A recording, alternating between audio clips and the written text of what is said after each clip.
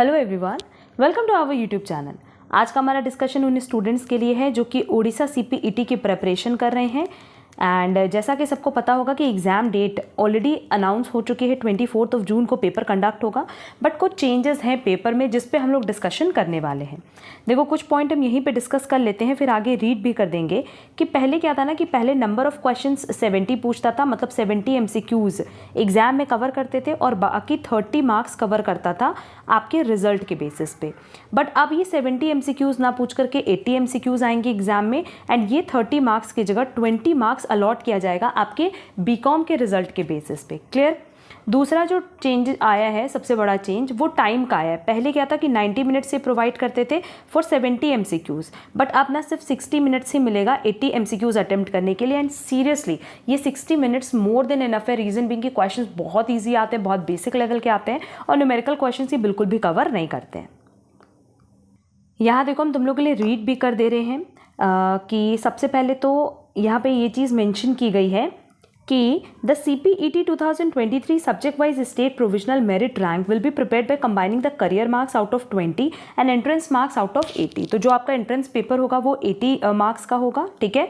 और career marks कितने बचे? 20, जो कि आपके रिजल्ट के बेसिस पे कैलकुलेट किए जाएंगे। और वो कैसे कैलकुलेट किए जाएंगे वो भी हम यहाँ पे बता देते हैं।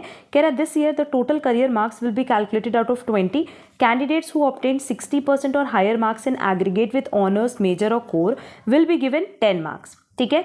बट अगर आपका मार्क्स 50% या उसके अबव है बट 60% से कम है, ठीक है, बिलो 60% है, तो उस केस में आपको 5 मार्क्स अलॉट किया जाएगा। फिर कह रहा है applicant secured less than 50% in aggregate, उनको करियर मार्क और वेटेज मार्क कितना मिलेगा? 0 मिलेगा।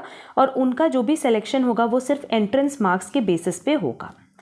अच्छा, आगे लिखा है कि वो स्टूडेंट जो 60% या हायर मार्क्स लेकर के आए हैं। देखो, सबसे पहला तो आउट ऑफ 80 जितना भी आपका एंट्रेंस मार्क्स आया होगा, प्लस आपको पूरा 10 मार्क्स मिलेगा 10 में से, प्लस जितना आपने परसेंटेज सिक्योर्ड किया डिवाइडेड बाय 10, ये दिया हुआ है ना, इसके बेसिस पे रिमेनिंग 10 मार्क्स का कैलकुलेशन करेंगे।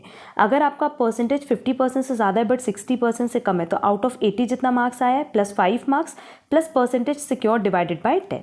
क्योंकि देखो ये चीज़ है ना कि 20 मार्क्स में से इन्होंने बाइफर्केशन किया 10-10 का, तो ये 10 मार्क्स पूरा उनको मिलेगा जिनका 60% से अबव आया है बीकॉम में। अगर आपका 60% से कम है बट 50% से ज़्यादा है तो 5 मार्क्स मिलेगा, और 50% से भी कम है तो फिर 0 मार्क्स मिलेगा। और बाकी 10 मार्क्स के लिए क्या दिया है? परसेंटेज सिक्योर डिवाइडेड बाय 10, ठीक है।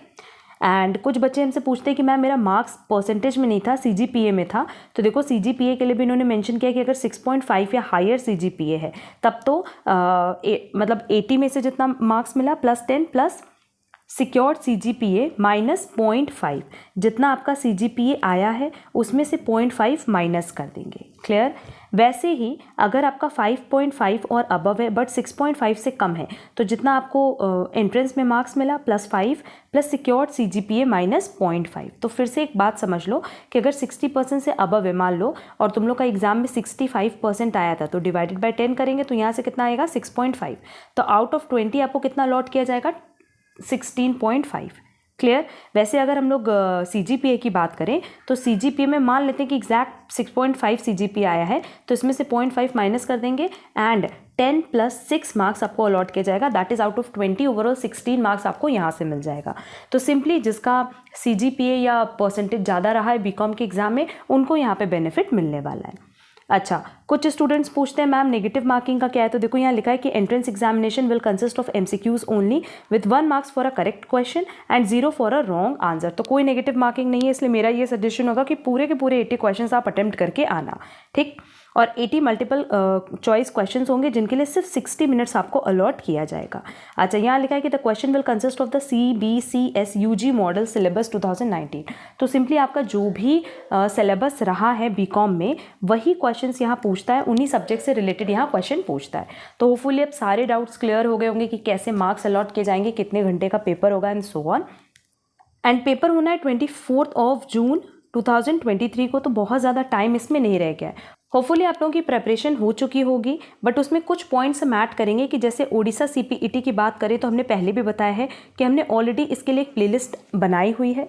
वो प्लेलिस्ट हमने बताया है कि आप अच्छे से फॉलो कर लो तो बहुत ही ईजिली आपके एग्जाम क्रैक हो जाएंगे।